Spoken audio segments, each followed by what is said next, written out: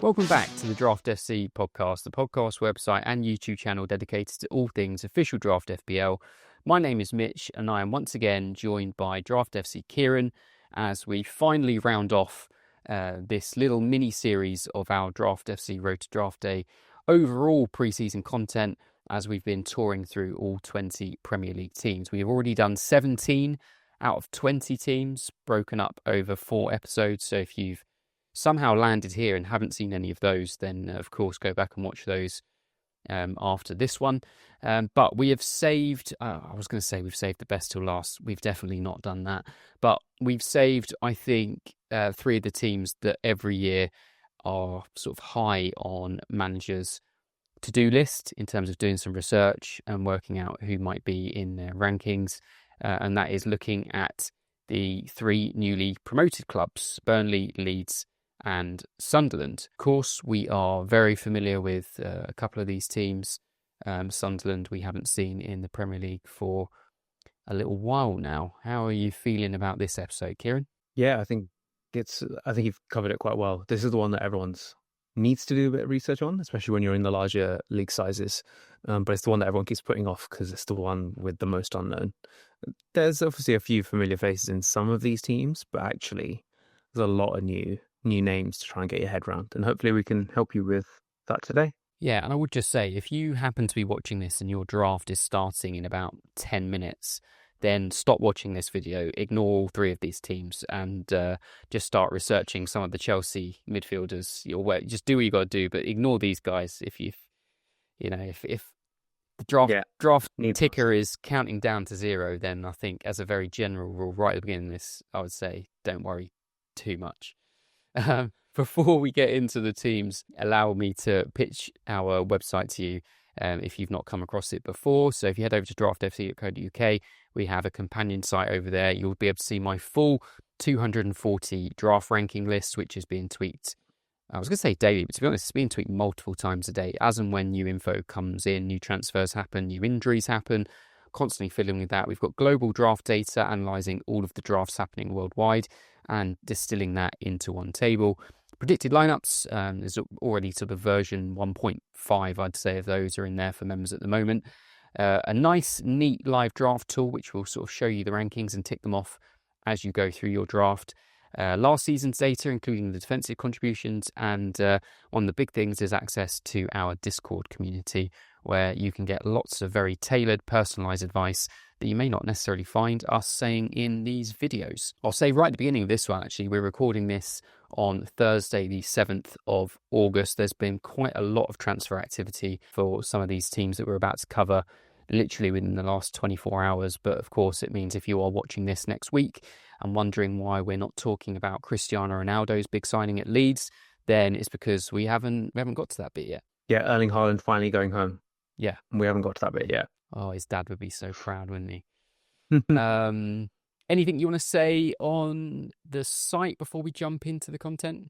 Yeah, I think the only thing I'd add is Mitch has covered everything that the value that you get during pre-season, but there's obviously a lot of value to be gained from Draft FC during the season as well. So go and check us out and learn a little bit more about how we can help you drive up that draft league table during the season. Yeah, absolutely. Right, without further ado, let's get into the teams.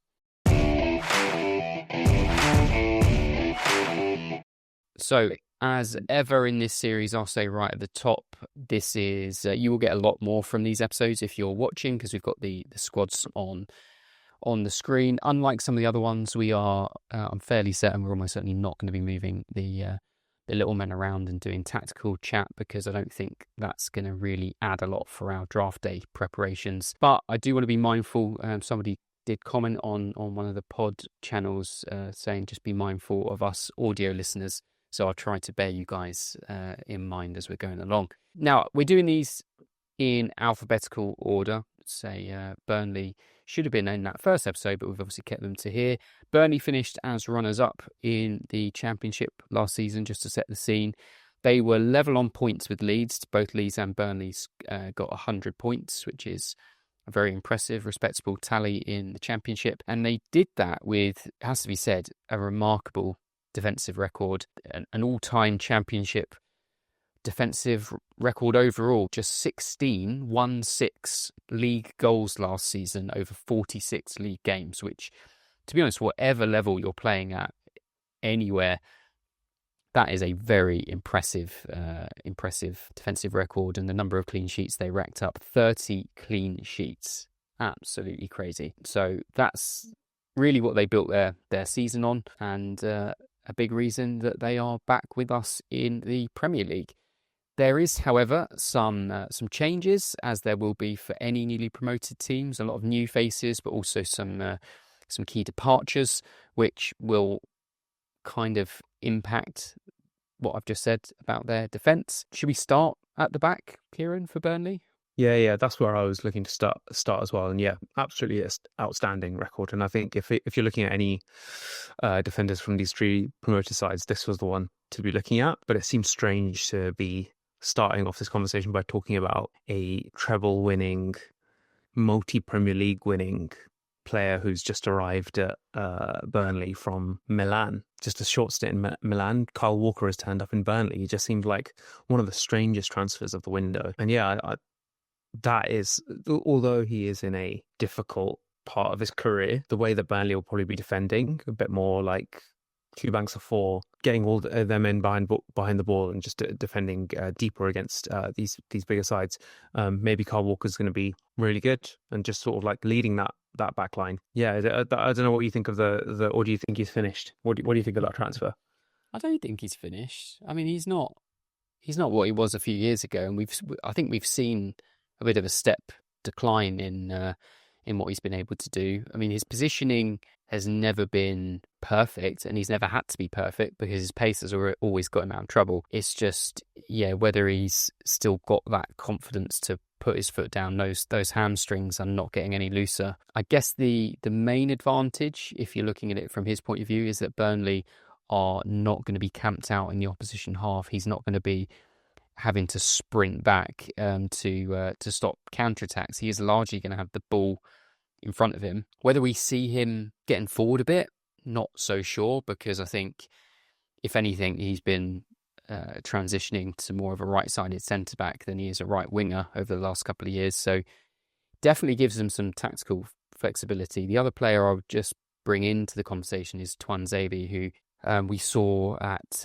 Ipswich last year and has now joined Burnley. So he's just on that kind of promotion relegation turnstile, as a few players sometimes do end up. Similar to another player in midfield who we'll talk about in a couple of minutes' time. But he's another very similar mould, I think, to Kyle Walker. Can play right back or right centre-back, or kind of do a bit of a hybrid of the two. So it depends really how we're going to see them set up when they're not in possession. Now, we've got them penciled in as a 4-2-3-1 on paper. We were just talking before we were rolling about how we feel all of these teams are going to set up. And I think on paper, I think out of all of the teams, I think Burnley are actually the more likely ones to stick to a 4-2-3-1 shape on paper. It's just how that then morphs when they're sort of backs to the wall defending, because obviously Walker could tuck in, and somebody like depends who they play on the right, but somebody like a Koleosho could almost become like a right wing back. One of the midfielders could move over. It's difficult because I think the main player that we're likely to see on the right is Edwards, who he hasn't got a defensive bone in his body, so I don't know. They may just fall back into a more rigid 4-4-2. Either way, one thing you can guarantee, it will be very well organised and it will be very well drilled, and they will be entering this season, probably unlike the other two teams, trying to stay up on the back of their defence. But they've, as well as these additions, they've changed their goalkeeper. Trafford obviously has joined Manchester City, and they've brought in Dubravka from Newcastle, which I think is a fairly astute move. Dubravka's got his limitations, but I think for a team like Burnley, where primarily he's just got to do some shot stopping, very, very safe pair of hands there. And Esteve in left centre-back has been highly sought after, just signed a new contract, so they'll be glad to have kept hold of him. Yeah, I mean, in the defensive mould, I guess it brings us slightly forward into those central midfield pairing. Cullen has been named club captain. Walker's actually been named vice captain by the looks of it. But there is a new, as always, we can do a Chelsea transition here. Do you want to give us a little rundown on Ugo Chukwu? Yeah, absolutely. So just to round out the defense as well, like these are the defensive assets I'll be looking at from these teams. I'd be happy with a goalkeeper from this team over the other two. I'd be happy with a defender from this team over the other two, just based off that record. But it is going to be hard for them, and I think it's going to be hard for them. Rather than launching into Ugo Chukwu, talk about the person that they've lost, which is Josh Brownhill, playing this role last season. 18 goals and 6 assists in the Championship. And if you look at, while you were talking about the defensive stats earlier, they scored 69 goals last season compared to Leeds, it scored 95. So there's quite a big jump. And if you're saying that 18 of those were from one guy who's now left, you need to plug that gap.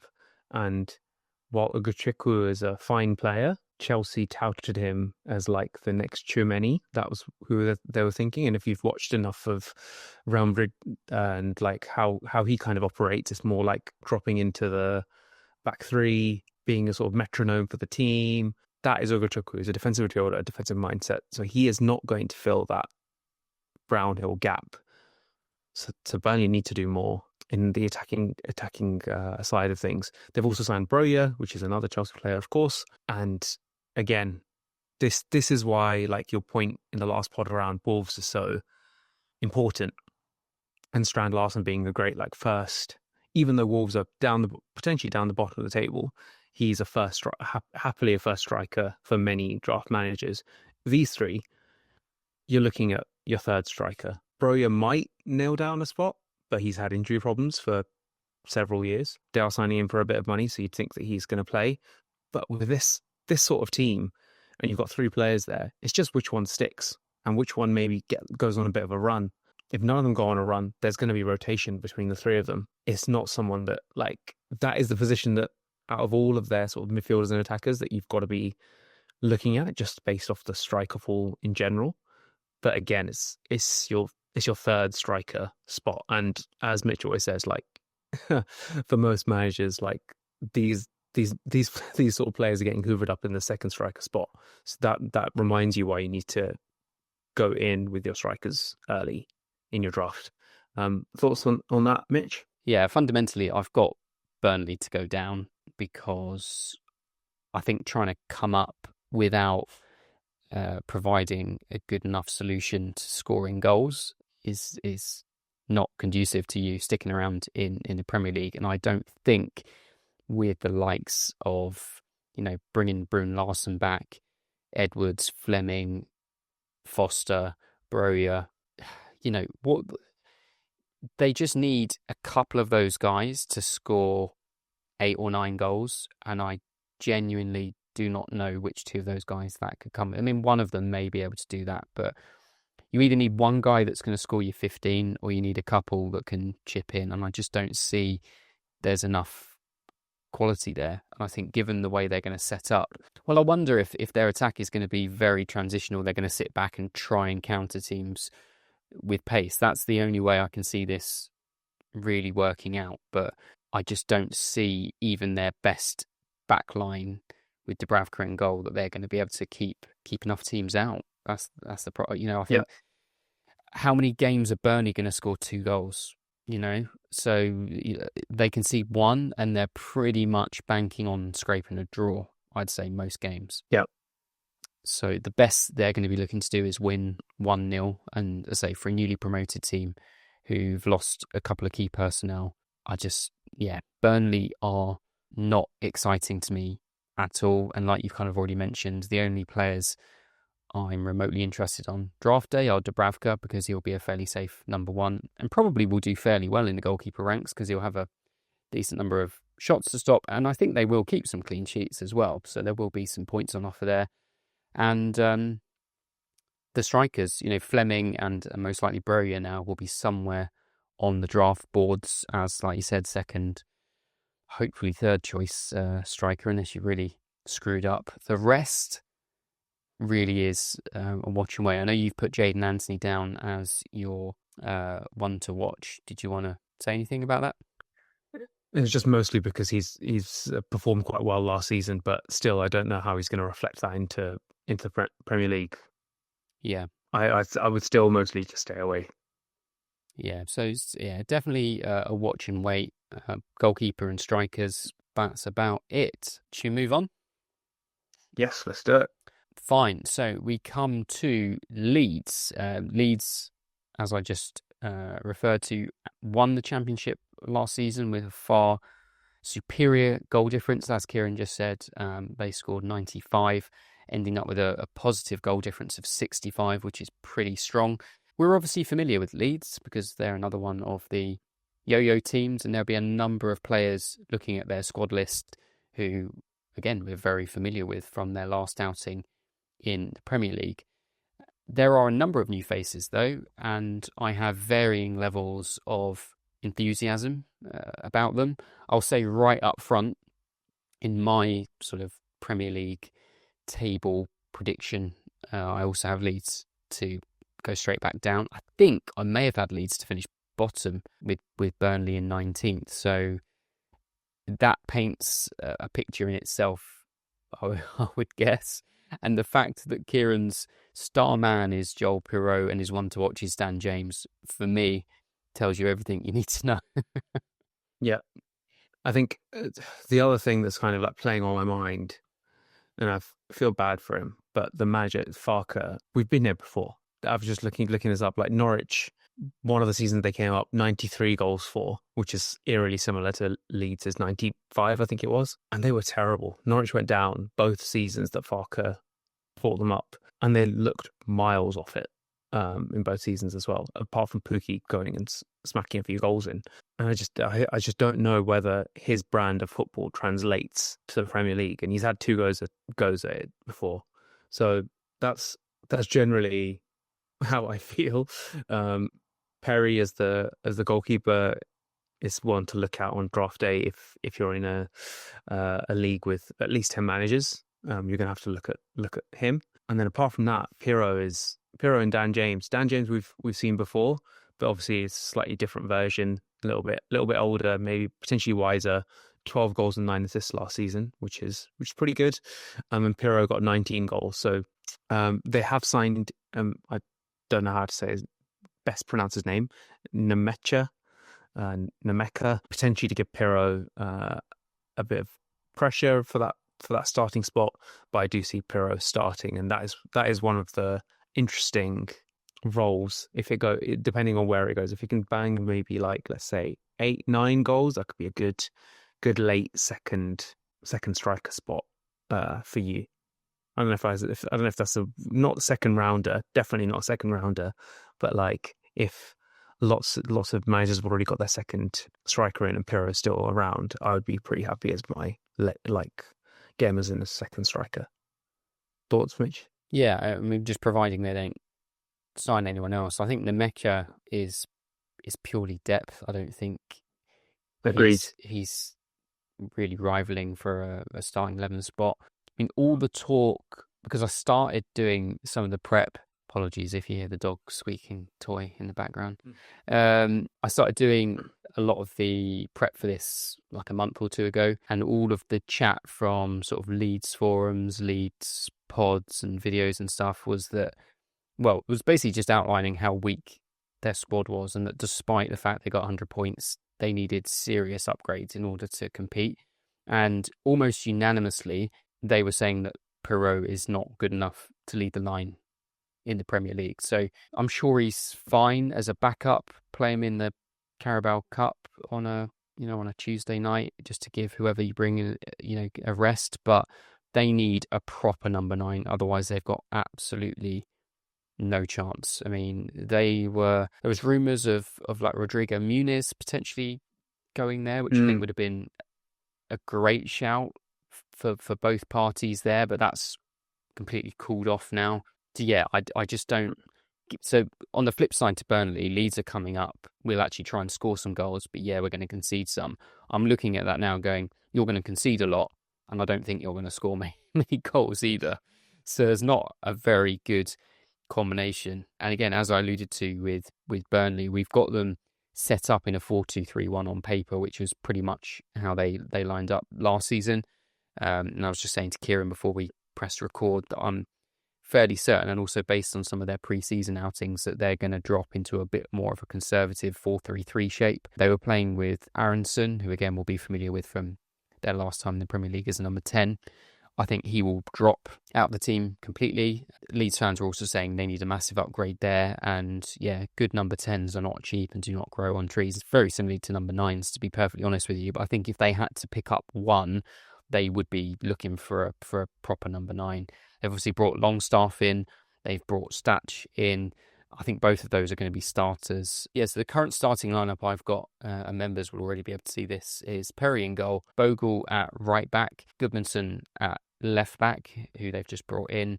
Centre backs, I've got for game week 1, I've got Roden and Strauch, and that's mainly because Beale, the new centre back, is suspended for game week 1 from a suspension he picked up in Serie A that's carrying over, which I didn't realise was a thing, but I suppose it makes sense. Though I'm fairly sure he will partner Rodon longer term. And then I've got Ampadu as in a 3 in midfield with Longstaff and Statch. I'm not really sure who will actually sit there and who will be the left and right. It doesn't really matter too much, but I would imagine Ampadu sits. James on the right, Pirro up front. And currently I've got Nonto playing off the left because they haven't brought, again, they had Manuel Solomon playing there on loan from Spurs. They had a great little cameo for a few months. I was convinced that would have spun into a permanent deal. I can't believe that. Well, I don't know, unless they didn't want him. But the fans loved him for his little few months there. And I would have thought a reasonably modest kind of 15 million probably should have secured that signature, and that would have been, I think good business all round. Harrison's gone back there. He was obviously on loan at Everton. Not really sure what his long-term future is there. So yeah, it's a bit of a mess. When I'm looking at that team, there's 1, 2, 3, 4 spots that just are still in need of work, and obviously August is ticking. So yeah, Nonto, just to call out, I think I do remember him going on a couple of runs in the Premier League, and that was obviously a couple of years ago when he was 18. So there is potential there. He's only 21 years old now. So there is potential for him to go on a run of games and have a hot streak. So during the season, maybe you can pick him up for some good times. What I will say is, as you just described, all of the positions that they need improvement, and to just go and sign Longstaff. And no disrespect to this guy, like Longstaff, pretty good in that Newcastle side, and always used to plug gaps and perform quite well.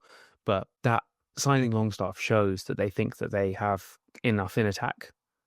And I agree with you, there isn't enough in attack. But I do still think that Pirro is someone I'd be looking to pick up in because where the striker pool is at, and it looks like, given where there's not that many rumours about striker position, they've signed Nemecha as looks like a backup. It doesn't look like they're looking to do more business in that position. So therefore, as a starting striker in the Premier League, that is someone you need to look at on draft day. Apart from that, there's not really many in this side I'm looking at apart from the goalkeeper. Yeah, the only caveat to all this is that their opening game is against Everton. So on paper, it's not a terrible fixture. It'll be Everton's first home game in their new stadium, so you'd have to imagine they'll be fairly up for that. But yeah, Everton are by no means a solid team, but I don't know. I think draft managers, particularly those in big leagues, are going to look at Leeds as a way in when all of the Everton defenders get mopped up, and I would caution it. I really would caution it. I think they're going to lose, and I think it's going to set them up. I don't think the tone's going to be bad from game week 1. They're going to scramble around to try and... Yeah, I'm just not hot. Yeah, just going back quickly to your Longstaff comment, really just reminds me of Leicester bringing in Oliver Skipp last year. Yeah. You know, kind of on paper, you're like, oh, that's smart. They've brought in, not like a flashy player, just someone who's got a bit of Premier League know-how. But they need some flashy players. Yeah, and... I mean, I wouldn't even necessarily compare it to Skipp. Skipp seems even more nonsensical because does he really have Premier League experience? And you've also got Leicester also had a squad that was basically a Premier League squad from 2 seasons before. So Whereas it's not the case with this team at all. So potentially there's some more thought that's gone into this. But yeah, they need way more flashy players. But like I said, their business makes it look like they think that they've already done what they need to do. They've already got the. I don't think they do think they're just. I just genuinely think they're not able to. I just think they've, they're kind of probably the price point. They've got to attract players there. I know most of these teams signing players with like relegation clauses so they can get out if they need to, but I think it's still hard for them. Still hard. Yeah, fine. Yeah, but like Matt Solomon, like try and make some of these things stick, but they're probably trying to upgrade, which isn't always going to happen. Yeah, it just kind of reeks of them battening down the hatches, preparing for next season in the Championship already, which is kind of what I thought Ipswich were doing last year too, which, again, fair enough. But look at Luton. Poor Luton. They actually gave it a good... I feel like they gave it a good go in the Premier League as well, more so than we kind of expected. And now they're down 2.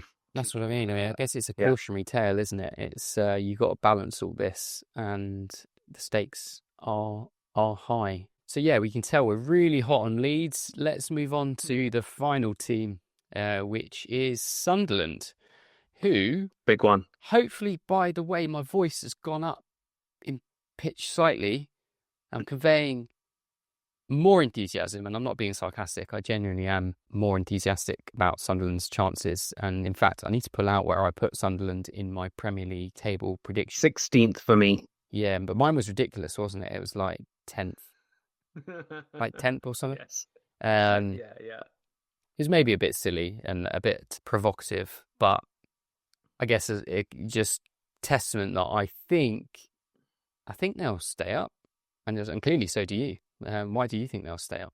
Because they've bought those players that we were just talking about. Leeds are struggling so much to get. Like they actually went and bought those Premier League ready players. Adingra, if it wasn't for Minter coming in at Brighton, would be a Premier League right winger for a really good Brighton side. They signed Xhaka, which I don't know if you can explain it to me, but Xhaka saying I only want Sunderland was not something I expected going into this transfer window. But this stuff is happening, and I don't know whether they're just throwing money at it or what, but they're signing these players that are levelling up their side, given that they just lost Bellingham and is it Watson as well? So like two good players from their side, and they've actually gone and backed it up and bought some great Premier League experienced players in, and Guy as well. But we'll discuss that in a minute. How about you, Mitch? What are your thoughts?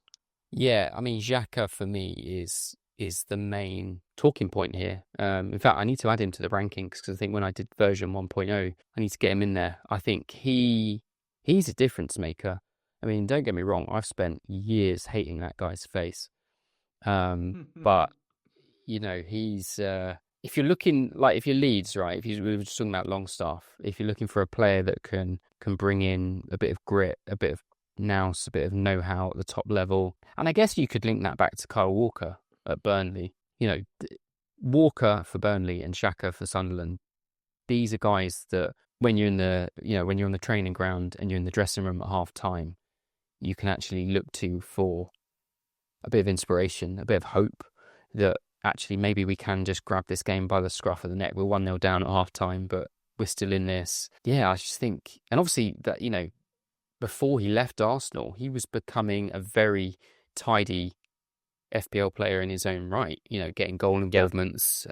Obviously does have to be tempered with the yellow card involvements that he tends to collect as well. So you do have to balance that out. But looking at those defensive contribution actions, him in this Sunderland team, he could be a player that mops those up week in, week out. Yeah, that's what I like. I think to your point, like Xhaka was excellent in that last season for Arsenal. I think it kind of depends on how. I think me and you have a different idea of how Sunderland may line up. If it is more 4-3-3, and Xhaka is allowed to bomb a bit forward from that position, like he did in that last season, Arsenal in sort of the left central field role. Potentially, there's an opportunity for him to score goals in a similar vein to that season. However, in a side like Sunderland, you'd think that his role is going to be a little bit more restrained, but it's definitely an interesting FPL interesting asset to think of from a FPL standpoint.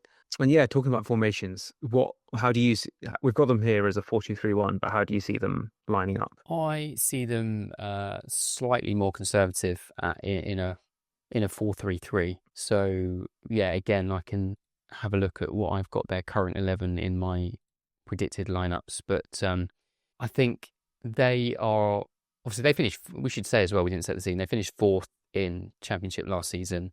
They had a good season, but it wasn't anywhere near what Burnley and Leeds did on paper, and obviously come up through the playoffs. So kind of you would assume a little step behind the other teams. But yeah, I think they're just going to try and be a bit more sensible and just try and be a bit more balanced in their approach. So I've got a kind of a sitting three of Xhaka, Diarra and Siddiqui, and then I've got Mayenda up top, although you may offer a different opinion on that in a second. Talby on the right and Dingra on the left. It does mean they obviously go without a number 10, but I believe the number 10 options they've got on paper can play in a sort of wider attacking role if they need to. So it doesn't necessarily cut them out of the 11. But of course, if they were chasing a game, 60, 70 minutes on the clock and they're down 1-0, you bring off one of those sitting three and you bring on a more advanced number 10 or winger. So it gives them that flexibility. It's the defence. I do worry about the defence. There aren't any superstars there. There really aren't. Yeah, Ronaldo did play for Atletico Madrid in the Champions League, but that is the most claim to fame that they can really draw at this point. And you've drawn him on there, interestingly. You've sort of got him straddling the left centre back and left back positions. Obviously, he's more known as a left back, but given the state of their squad at the moment, and I would assume they're going to do more business in this area. We've seen him lining up as a left centre back in pre-season. So yeah, they definitely need another savvy. You know, if they could get a Xhaka mould player to come in at centre back, then they've got a decent foundation there. For sure, I do think Ronaldo is comfortable playing in those two positions. So I think they probably bought him for that thought that there's two gaps that he can plug, but yeah, potentially more business to do in that space. I'm not sure I've not seen anything touted, but yeah, I agree with you in terms of like it doesn't fill me with confidence, their defense. And if you look last season, goals for 58, goals conceded 44. Now that's not fantastic reading, and I think it often isn't for that chunk in the Championship.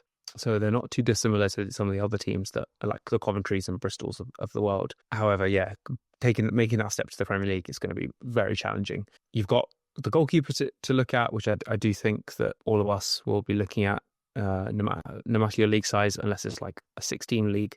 If you're an 8-team, 9-team, 10-team league, you need to look at all the goalkeepers and assess which ones are the most locked in. And yeah, we should consider this one. But yeah, in terms of formation, I do think that there is a chance that there will be some games where Sunderland play two up top. They did that last season. Not every game, but there were definitely certain games where they felt that two up top would work well, and they had. So if we kind of average out over a season, a Championship season is about 4,000 minutes, and Isidore played just over 3,000 and Mayenda just over 2,000. So you can see that there is a crossover in minutes there. And they've just got that Chelsea link as well. Mark Guiu, who I think is an excellent striker. Having seen him in the Conference Leagues last season, he was just really, really unlucky. And it just shows how timing is everything in football. When Nicholas Jackson got injured in February or March of this year, Guiu would have played. And Guiu got injured in the exact same game. He came on in that game and got injured as well. And Chelsea really struggled during that period. And I think he could have really rocketed upwards. I think he's a great striker. And given that they have like three strikers, we've got Isidore with 12 goals last season, Mayenda with 8, and then Guiu, who I rate highly as well. You've got three really good ones, and I think there's a possibility that two of them may play, which makes them a little bit more interesting than the ones we mentioned for Burnley, where I think that there's only one spot and there's two or three of them vying for it. Whereas I think there is one spot here, but sometimes two, and there'll be a bit of rotation, and I think Guiu's really good, and I think Chelsea would have made some clauses in the contract as well to say like Guiu needs to play a certain number of games, otherwise you get like you need to pay another 2 million or something like that, because Ipswich were sniffing around and he'd be the starting striker there. So I think for those reasons, I'd be quite interested in his Guiu as a third striker punt for sure. I think he could really nail down a spot in this side and score a few goals. I really rate him. Yeah, lots of teams seem to have been interested in him. So, and yeah, you're right. Chelsea would have had to have got some sort of assurance that he was going to get minutes. Ultimately, this is a stat padding shop window season. You know, it's a good old fashioned loan. They're trying to improve his value. If he becomes a superstar, great, he sticks around. If not, but he scores a few goals, they sell him for 30, 40 million next year. Yeah, so I think definitely an interesting third striker option. The other two, Isidore and Maenda, can also cover the wider positions too. I don't really see them being relied upon to do that a lot. Maenda seems to be the one getting the nod as the starting striker in recent games, and seems to be the one that, before Guiu signed, would have been the starting number 9. So just remains to be seen whether Guiu goes straight in there. If he's fit and if they have got some sort of minutes, appearances clause, you'd imagine they're going to want to just put him straight in there potentially. And we'll see. They'll definitely have another pre-season game, I'm guessing, this weekend at some point. So perhaps we'll see how they start in that one. And then just one important person to mention, whereas like we've not really been hot on any of the sort of midfield and forward assets. Forward assets you kind of have to be for these three sides because again, reiterate over and over again, like you have to with where the pool is at. But midfielders especially, we've not been that hot. But Adingra is definitely one of note. There is something about him. He's not played so many minutes in Brighton sides because they are often rotating a number of players. Like last season, it was him and Minter that were sharing that spot, and sometimes Mitoma on the other side. So only 1,000 minutes last season. The season before, 2,000 minutes and 97 points, 6 goals, 1 assist. And you can see his expected goal involvement of 7.45. There's something there. If he plays more minutes and he just stays on that track, I think that could be a good addition to your draft side. Again, maybe as a 4th to 5th midfielder. More 5th than 4th, I'd say. Yeah, for sure. Agreed. Early days, but yeah, like I was saying, for Leeds, you kind of need a couple of guys who can chip in with 7 or 8 goals. He's got to. They've spent a good whack of money, and then if they can get one of those strikers getting close to 10 goals, then it's a good starting point with the rest of them chipping in. They'll be hot on set pieces.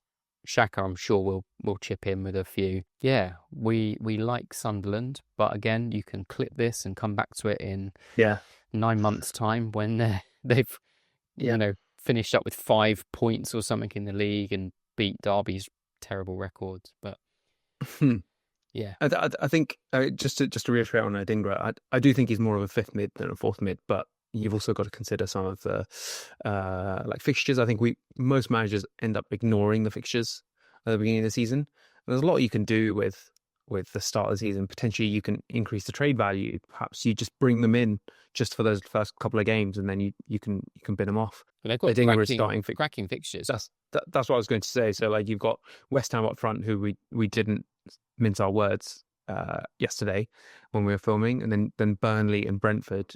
I know Crystal Palace is a slightly tougher fixture after that, but that's a good start to the season. And if Adingra can start hot, perhaps you can trade him at a good value. Yeah, I've completely forgotten the stat and where I heard it now, but there is a bit of a historical record about the teams making a strong start to the season. I think it's if they come away from the first 8 games with more than 6 points or something, their odds of getting relegated go massively down.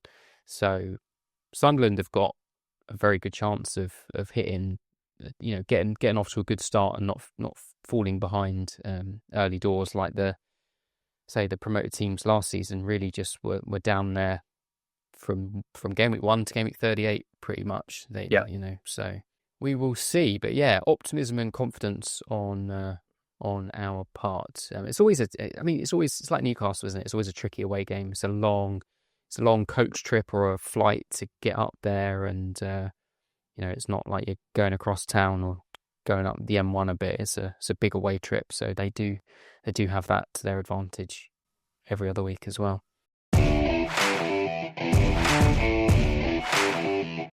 Okay, well, that is it. And that is all 20 Premier League teams done.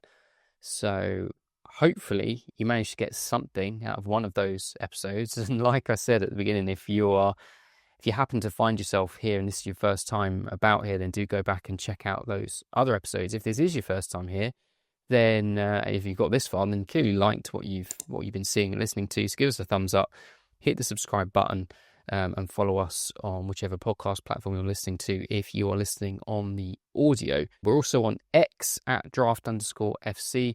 And as I said at the beginning, we've got a companion site, draftfc.co.uk.